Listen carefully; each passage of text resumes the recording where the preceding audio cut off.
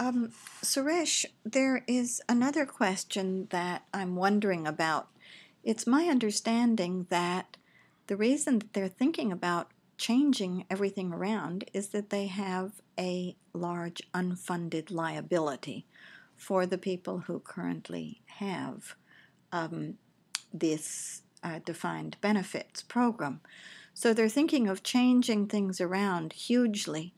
And I guess the question would be, would adoption even of Plan A or of Plan B or of Plan C actually solve the unfunded liability problem?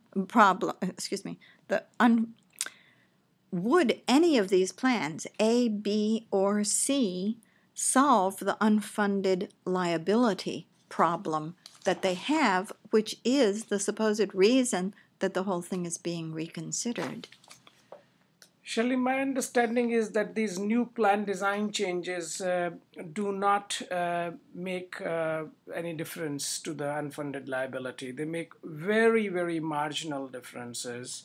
The report says that these tier designs A and B have approximately the same effect on the funding gap in early years, covering around only $1.3 billion in the 10 years, which is Wow. $130 million only per year, which is 10% of the total gap.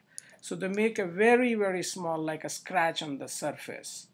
But I would defer to people in planning and budget and other committees to actually provide maybe a different perspective or maybe a more robust answer to that question. But in the report, as you read it, it does not do very much, almost nothing, to solve the The plan unfunded design liability. changes do not. There are Yeah.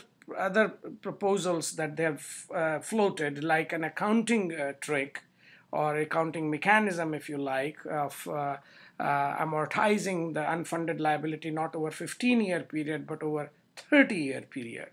And by doing that, by choosing a different accounting method, they have been able to fill that 12.4 billion gap, reduced that gap by $6.7 billion. So that is actually a major chunk. But by doing plan design changes, they have reduced this gap only by $1.3 billion in the next 10 years.